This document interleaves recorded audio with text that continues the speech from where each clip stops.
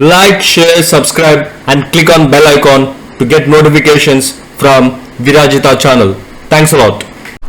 Please contact for online tuitions through our email address, that is vishwavidyalay@gmail.com.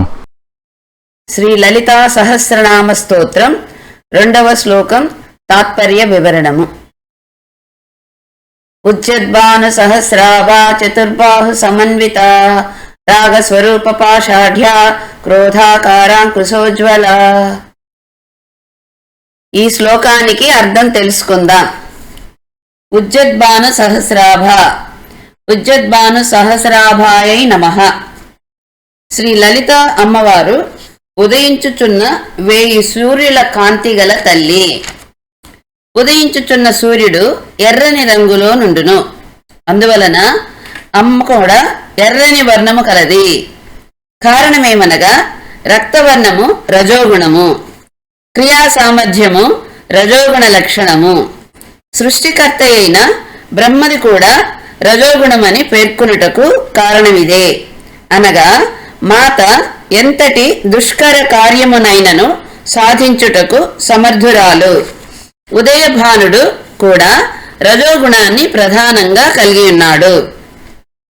చతుర్బాహు సమన్విత, చతుర్బాహు సమన్వితాయై నమః. వివరణ. అమ్మ 4 బాహువులతో అనగా 4 చేతులను కూడినది. ఆమెకు 4 కార్యములను ప్రధానముగా చేయుటకు 4 బాహువులు కలవు. ఆ 4 కార్యములను అమ్మవారి చేతులలోని ఆయుధములు తెలుపును. రాగస్వరూప పాషాఢ్య, రాగస్వరూప పాషాఢ్యాయై నమః.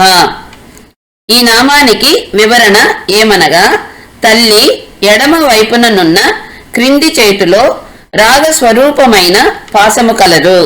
పాశము అనగా త్రాడు. ఇది బంధించుటకు వినియోగించున్నది. రాగము అనగా స్త్రీ పురుషుల మధ్య ఏర్పడు అన్యోన్య భావము. రాగము పాశముతో పోల్చబడినది. అనగా రాగమునకు పాశము వలె బంధించు గుణము కలదు. స్త్రీ పురుషుల మధ్య కల ఈ అన్యోన్యతే సంసారమునకు కారణమగును. క్రోధాకారాంకుశోజ్వల, క్రోధాకారాంకుశోజ్వలాయై నమః. వివరణ. క్రోధాకారమైన అంకుశముచే ప్రకాశించున్నది.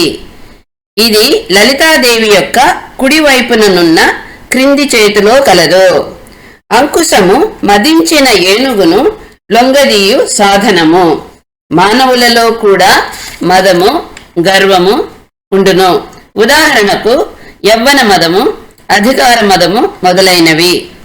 ఈ వైఖరి ఉన్న వ్యక్తులను మదోన్మత్తులు అందరు. అట్టివారి మదమును అమ్మ సహించదు. అట్టివారిని శిక్షించి తీరును. అమ్మ అనుగ్రహానికి పొందాలంటే మనం ముందుగా గర్వాన్ని విడిచిపెట్టాలి. Like, share, subscribe and click on bell icon to get notifications from Virajita channel. Thanks a lot.